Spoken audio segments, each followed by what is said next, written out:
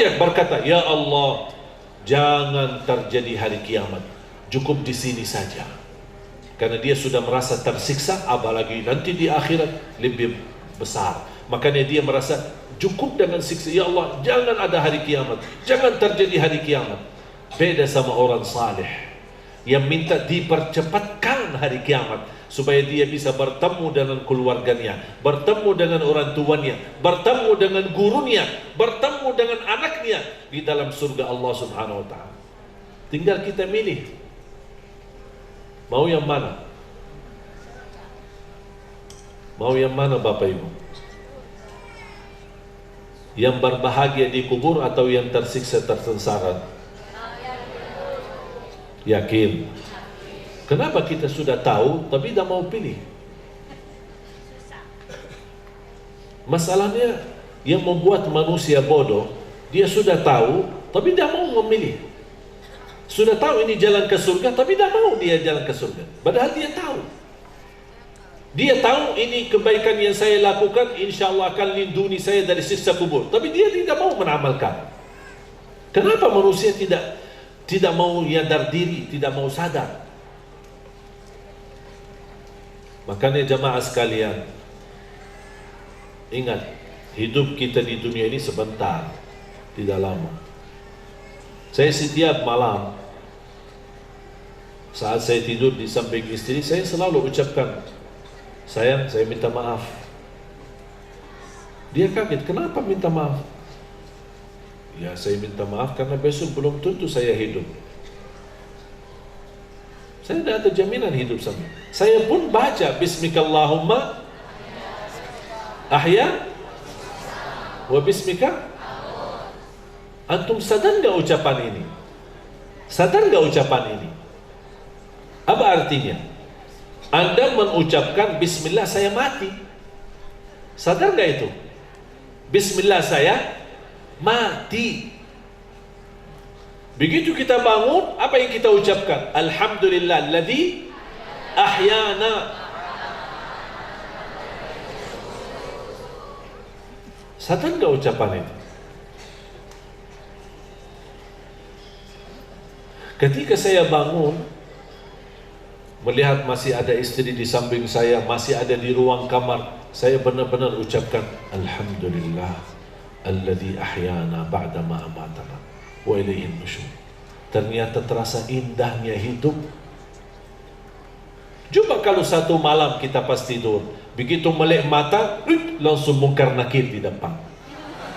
Bisa nggak terjadi? Bisa.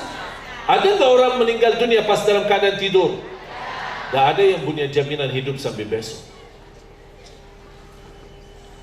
Alhamdulillah orang tua saya masih ada. Saya suka malam-malam hari telepon sebelum tidur, saya minta maaf sama mereka dan minta doakan. Dan mereka tidak tahu alasannya apa. Tapi saya punya hati, niat saya, kalau ya Allah saya belum punya umur sampai besok, alhamdulillah sudah saya minta maaf sama orang tua saya, sudah minta maaf sama istri saya. Karena saya tidak tahu apakah hidup sampai besok atau tidak. Jangan ada yang merasa masih punya umur sampai besok. Kalau sudah merasa punya umur sampai besok, itu sudah urusan syaitan. Orang mukmin dia hanya fikirkan 2 hari. Tolong Bapak Ibu ingat. Bagi orang mukmin hanya yang difikirkan 2 hari. Hari kemarin yang sudah berlalu, mohon diterima kebaikannya dan mohon diampuni kesalahannya. Karena setiap hari lalu pasti tidak terlepas dari kesalahan dan juga tidak terlepas dari kebaikan. Betul? Makanya kebaikan yang berlalu, ya Allah, kita doa hari ini, ya Allah, puasa saya kemarin, salat tahajud saya kemarin, tarawih saya kemarin, baca Quran kemarin, doaku kemarin, ya Allah mohon diterima. Ya Allah, kesalahan, kekurangan saya, barangkali tarawih saya cepat, kurang khusyuk, ya Allah maafkan dan ampuni. Ya Allah, kesalahan saya sama orang tua, sama teman saya, yang saya barangkali bersikap menyakiti hati mereka, ya Allah ampunilah dan maafkan.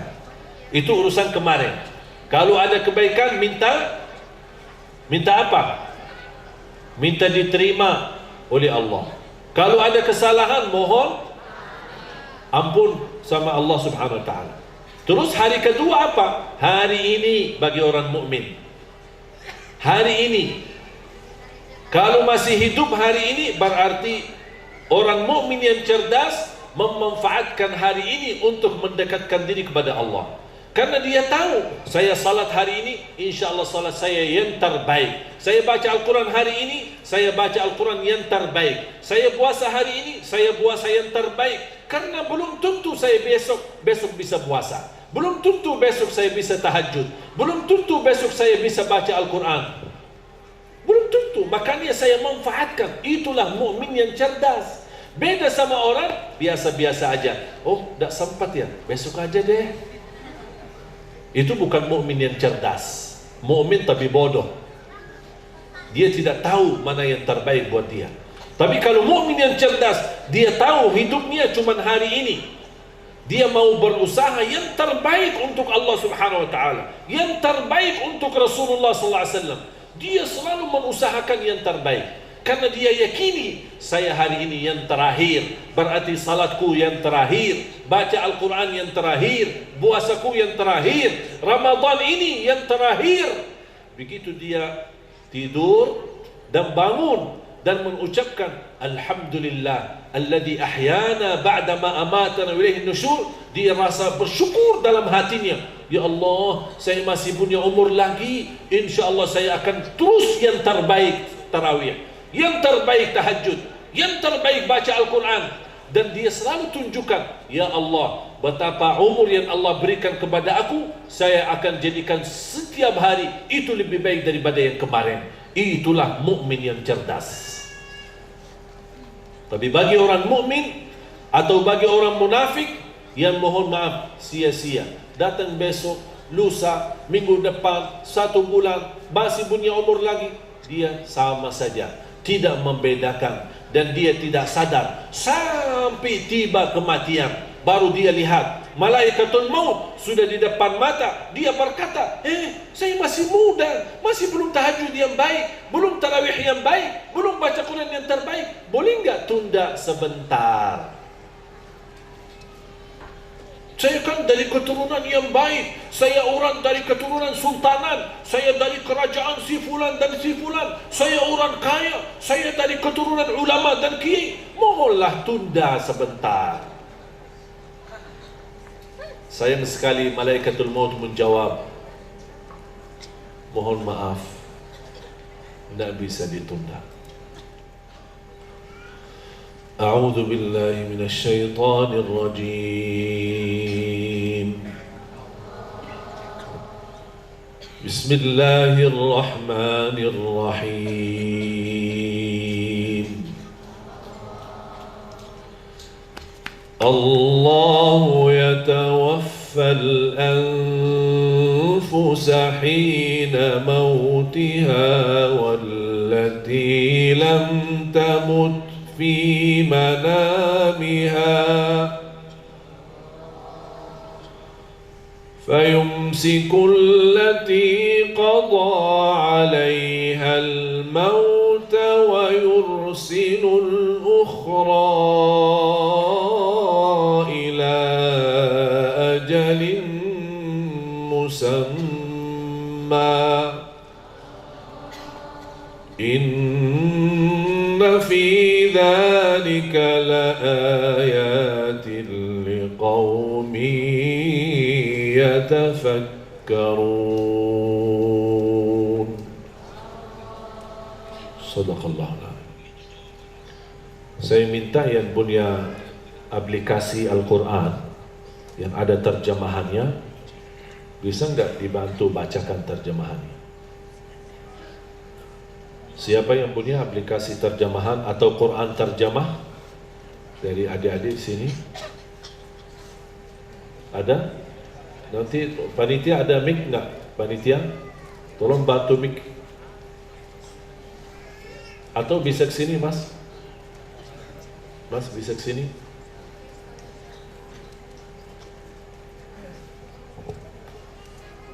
Ya silakan duduk aja, duduk.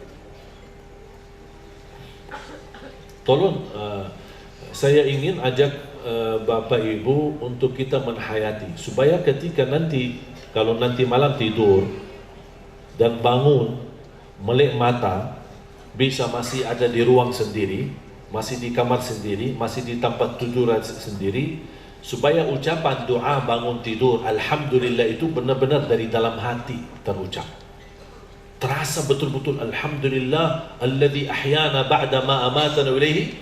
Bukan menjadi doa karena biasa kita panjatkan, tidak, tapi benar-benar keluar dari dalam hati betapa indahnya umur yang Allah berikan supaya kita manfaatkan untuk lebih baik lagi. Coba silakan terjemahannya saja. Bismillahirrahmanirrahim. Allah memegang jiwa orang ketika matinya.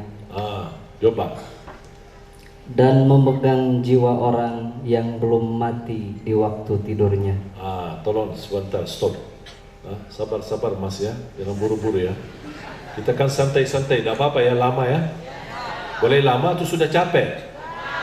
Kalau udah capek ya udah saya tutup. Wabillahi taufiq wal hidayah. Masih? Udah, ayo coba. Tolong sedikit-sedikit ya, kita hayati. Tolong ulang lagi. Allah memegang jiwa orang. Stop. Allah memegang ya. Berarti ada istilah Allah memegang nyawa, memegang jiwa. Ya. Berapa kali Allah memegang jiwa kita? Berapa kali? Allah sebutkan dalam ayat ini. Coba. Yang pertama, coba. Ketika matinya. Berarti ketika meninggal dunia, siapa yang memegang nyawa kita? Allah. Ini satu. Terus kapan lagi Allah memegang nyawa kita? Coba. Dan memegang jiwa orang yang belum mati di waktu tidurnya. Oh fantas, ada istilah hidup dan mati. Ternyata pas kita tidur, memang nyawa kita diambil oleh Allah sebentar. Sebentar aja. Makanya dianjurkan untuk tidur dalam keadaan wudu. Mengapa? Karena nyawa yang dicabut oleh Allah sebentar, dalam keadaan berwudu, nyawa kita akan mampu sujud di hadapan Allah. Makanya jaga wudu. Jaga wudu. Apalagi kalau kita sebelum tidur baca surat Al-Mulk, Tabarak. Cuma 30 ayat. Bagi orang lancar 6 menit. 6 menit bagi orang lancar. Bagi orang yang masih belum ini berbata-bata, ya 15 menit lah. Tidak apa-apa, biar setengah jam. Apa urusan setengah jam dibanding selamat dari siksa kubur? Mau nggak setengah jam ikhlas? 30 ayat. Kalau setiap satu ayat 1 menit, juga 30 menit. But menurut saya tidak akan sampai 30 menit. Tidak akan sampai 30 menit. Tapi coba, dengan kita membaca ayat surat Tabarak Al-Mulk, kata Rasulullah SAW, akan menselamatkan kita dari siksa kubur. Kalau memang ternyata malam itu takdir kita meninggal dunia, alhamdulillah sudah ditutupi akhir hayat kita dengan membaca surat Al-Mulk. Makanya orang mukmin yang cerdas selalu dia mempersiapkan diri. Ya Allah, aku sudah siap. Wudu sudah, baca Al-Mulk sudah. Begitu dia masih hidup, alhamdulillah masih punya umur. Begitu malamnya hari, dia langsung baca lagi. Ya Allah, saya siap mati. Ini wudu dan inilah saya melakukan baca surat Al-Mulk. Ya Allah, masih ada umur lagi. Saya akan baca lagi dan saya akan wudu lagi. Begitu orang mukmin selalu ada hubungan baik sama Allah Subhanahu wa taala dan selalu berbaik sangka. Betapapun dia menunjukkan kepada Allah, saya siap mati dalam melakukan kebaikan. Ada kekurangan? Ya. Ada kesalahan? Ya. Ada dosa? Ya. Mudah-mudahan dengan baik sangka sama Allah, akan Allah Subhanahu wa taala menyambut kita dengan mengampuni segala dosa kita. Coba terus. Maka dia tahanlah jiwa ini orang. sekarang maaf. Ini sekarang yang akan lebih detail, lebih dalam membahas masalah jiwa yang dimegang oleh Allah ketika tidur. Kalau soal ketika dia mati sudah selesai. Sudah tidak terlalu panjang lebar dibahas. Tapi sekarang dia akan masuk kepada penjelasan bagaimana proses untuk menahan nyawa orang yang dia tidur belum mati. Coba, maaf ulang lagi biar sambung dari awal, biar sambung ya. Allah memegang jiwa orang ketika matinya dan memegang jiwa orang yang belum mati di waktu tidurnya. Ya, ini mohon maaf ya Allah, dimegang nyawa kita ketika tidur belum mati. Ya Allah, mohon belum begitu jelas. Bisa nggak lebih jelas lagi? Allah jelaskan bagaimana proses dimegang nyawa kita ketika tidur belum mati. Coba, apa penjelasan Allah?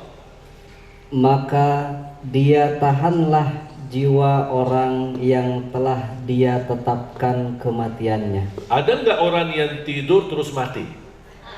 Kita datang mau bangunin subuh sudah, berarti dia termasuk orang yang dimegang nyawanya oleh Allah ketika tidur, tapi ternyata ditetapkan nyawanya, tidak dikembalikan.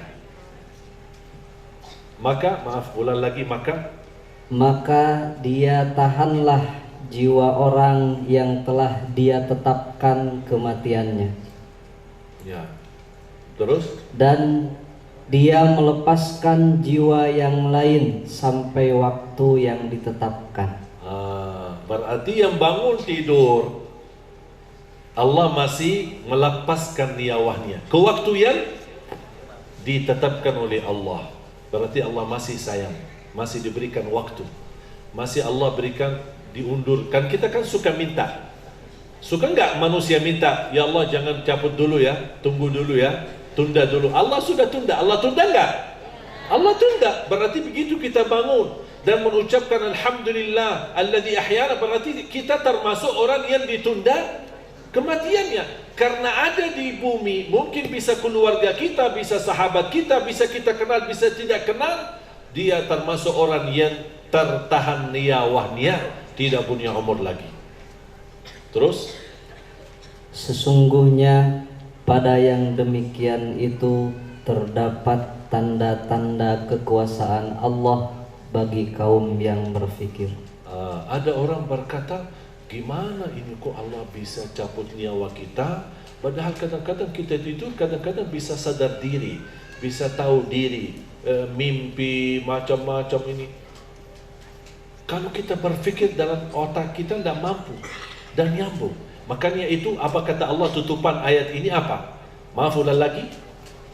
Sesungguhnya pada yang demikian itu Peristiwa yang terjadi setiap Anda tidur sampai nyawanya diambil dan dilepas lagi maupun dipertahankan, itu peristiwa tanda-tanda kebesaran siapa? Bisa nggak kita fikirkan? Tidak bakal mampu. Biarpun Allah menajarkan kita untuk menggunakan fikir, tapi bukan fikir bagaimana, tapi fikir untuk supaya kita sadar diri menjadi lebih baik. Coba.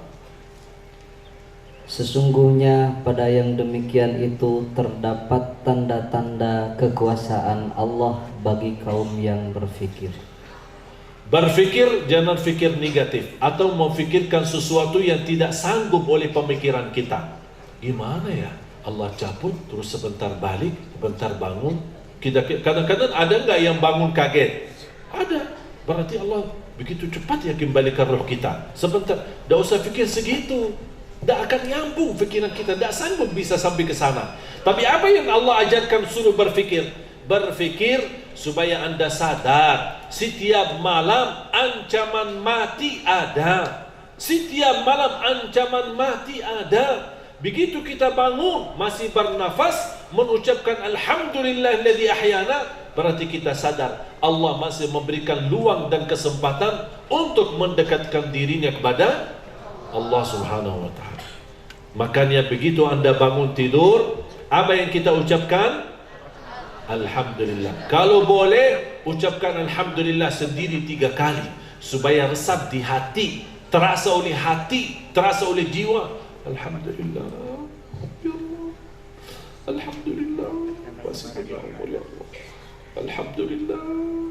Supaya apa? Supaya ucapan ini memberikan energi, memberikan kekuatan agar menjadi lebih baik. salatnya yang terbaik, sunnah qabliyah ba'diyah, sunnah duha, baca Al-Quran. Bapak Ibu termasuk adik-adik santri-santriwati, jangan sia-siakan kesempatan umur yang Allah berikan. Anda punya tugas, berilah yang terbaik urusan umur, biar sama urusannya sama Allah Subhanahu wa taala.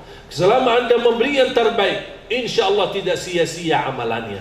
Mau pendek umur, mau panjang umur, tidak masalah bagi orang mukmin.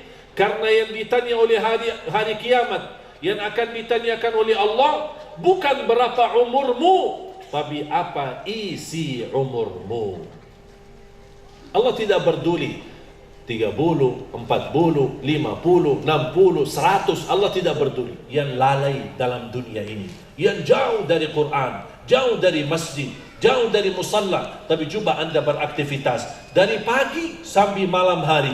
Alhamdulillah, tidak terlepas pengajian, ngaji, salat, duha, tahajud, tarawih, baca Quran, puasa, beraktivitas penuh dengan keberkahan. Wallahi, itu nikmat yang luar biasa. Anda tidak akan bisa sadarkan, kecuali nanti kalau sudah mati akan terlihat beda Anda bersama teman-teman yang di luar, yang jauh dari Allah Subhanahu wa taala. Tidak akan mungkin sama orang yang cinta masjid sama yang cinta karaoke.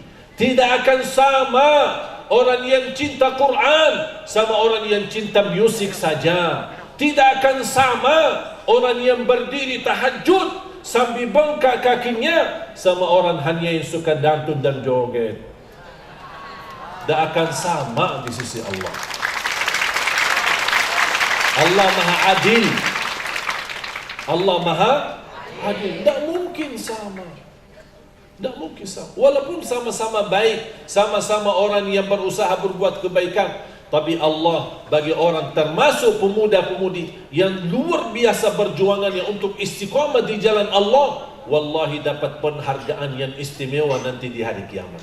Mungkin sebentar tidak akan terasa, tapi nanti di hari kiamat pasti bangkit oleh Allah Subhanahu wa taala bersama miliaran makhluk dan manusia dari umat yang terdahulu sampai umat terakhir. Mana pemuda-pemudi yang taat? Karena salah satu hadis Rasulullah SAW, wasyabun nasha'a fi ta'atillah, akan termasuk pemuda-pemudi yang akan dibawa naungan Allah, orang-orang pemuda yang berdiri dan tumbuh dalam taat dan istiqamah di jalan Allah.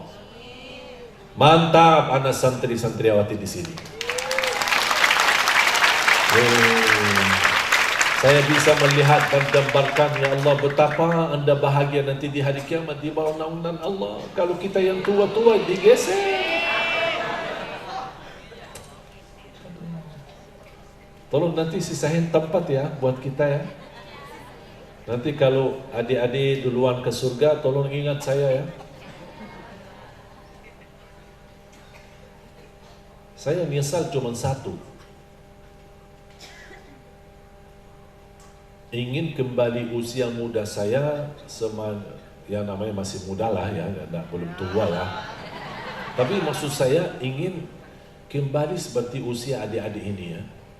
Karena saya ingat dulu waktu saya sekolah di Madinah. Sekolah di Madinah kita kalau libur panjang itu luar biasa lama. Kalau di sini paling lama libur panjang 1 bulan ya. Kalau di sana di Madinah 4 bulan. Enak ya? Siapa yang mau pindah ke Madinah? Jadi 4 bulan. Bulan apa saja? Ramadan, Syawal, Zulkaidah, Zulhijjah. Semua 4 bulan mulia yang penuh ibadah, penuh barakah. Kita lebih mudah jauh untuk beraktivitas ibadah. Di bulan Ramadan, untuk bulan haji. Saya ingat di masa sekolah saya, ketika kami libur, suka berjanjian sama teman-teman sekolah untuk kita berlomba-lomba khatam Al-Quran di Masjid Nabawi. Saya masih ingat, waktu itu masih 14, 15 tahun, masih di bawah 20 tahun, kumpul bersama anak-anak muda. Yang kita berjuangkan, kita sepakat untuk kita bisa mengkhatam Al-Quran seperti Imam Syafi'i. Imam Syafi'i setiap bulan Ramadan khatam Al-Quran 60 kali. Indonesia mayoritas mengikuti Imam Syafi'i. Tapi mohon maaf Imam Syafi'i, kita ikut mazhabnya saja Pak. Belum bisa khatam Quran seperti Bapak. Imam Syafi'i 60 kali khatam. Berarti sehari berapa kali? 2 kali. Saya pernah coba ingin memperjuangkan diri, memaksa diri untuk menghatam Al-Quran seperti Imam Syafi'i. Alhamdulillah gagal. Yang saya cuma dapat 1 hari 1 kali. Dalam Ramadan 30 kali. Saya butuh untuk khatam Al-Quran, saya butuh waktu 10 jam. Kalau saya menghitungkan antara 8 yang bagi orang lancar, antara 8 sampai 10 jam, itu maksimal 10 jam. Saya bayangkan, kalau saya khatam 1 kali, 30 juz dalam sehari membutuhkan waktu 10 jam. Imam Syafi'i 2 kali, berarti berapa jam? 20. Kira-kira yang tersisa berapa? 4.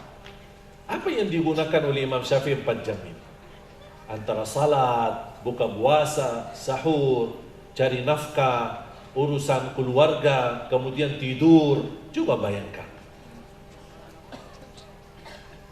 Saya tidak kaget ketika mendengar Imam Syafi'i mampu mengkhatam 60 kali dalam 1 Ramadan. Kenapa? Karena melihat kalau Imam Syafi'i dalam sehari khatam 2 kali, sama dengan kira-kira kalau dia butuhkan 20 jam, atau 1 kali khatam dia butuh 10 jam, sama dengan kegiatan kita sekarang. Kita mampu memegang handphone lebih dari 10 jam sehari. Betul nggak? Begitu saya lihat anak-anak sekarang megang handphone, tidak bosan dengan handphone, dari pagi sampai malam bersama handphone. Oh, ternyata gampang Imam Syafi'i bisa sama Al-Quran 10 jam. Kita juga gampang sama HP 10 jam. Bangun tidur yang pertama dilihat HP. Begitu mau tidur yang terakhir dilihat HP. Mau kemana-mana bawa HP. Masuk WC bawa HP. Mau tidur di sampingnya, na'udzubillah. Masuk masjid pun bawa HP. Coba sekarang orang apa sibuknya di masjid? Apalagi kalau saya kemarin diundang acara i'tikaf akbar malam 27. Saya masuk masjid. Apa yang saya lihat di masjid? Separuh masjid tidur, separuh yang tersisa megang handphone, HP. I'tikaf apaan? Apalagi yang masih pacaran.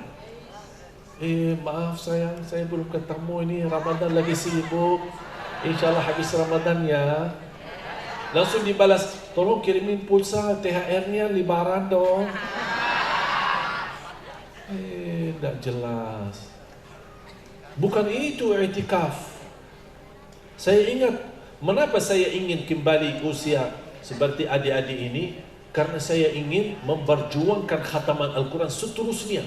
Karena saya merasa belum puas di masa saya sekolah, belum puas sebanyak-banyaknya khatam Al-Quran. Begitu saya datang ke Indonesia, walaupun Alhamdulillah masih bertahan 1 kali khatam Al-Quran sehari, tapi masih merasa belum puas dengan begitu kesibukan dan padat jadwal dari pagi sampai sore. Kadang-kadang merindukan, aduh kapan balik ke Madinah deh, udah capek, bosan Indonesia ini. Mengapa? Buat apa? Buat ingin menjadikan Ramadan ini benar-benar fokus semua total lillahi ta'ala. Karena saya belajar Imam Maliki, Imam Syafi'i. Imam Maliki kan gurunya Imam Syafi'i. Imam Syafi'i dan Imam Maliki gurunya beliau. Ketika masuk Ramadan, mereka tutup buku hadis, tutup buku fikih, tutup semua ilmu, dan mereka hanya buka 1 kitab, adalah Al-Quran. Tidak ada yang lain daripada Al-Quran. Semua hanya sibuk membaca Al-Quran, sebanyak-banyaknya baca Al-Quran. Maka Imam Syafi'i fantas mampu mengkhatam 2 kali dalam sehari. Kita berapa kali? Jangan-jangan seperti kebiasaan orang sini, katanya seumur hidup 1 kali. Sampai saya pernah diundang acara syukuran, acara besar. Saya senang Alasannya apa? Oh, anak saya alhamdulillah khatam Al-Quran. Saya datang, kalau bahasa kita di Madinah, khatam Al-Quran sudah hafal 30 juz.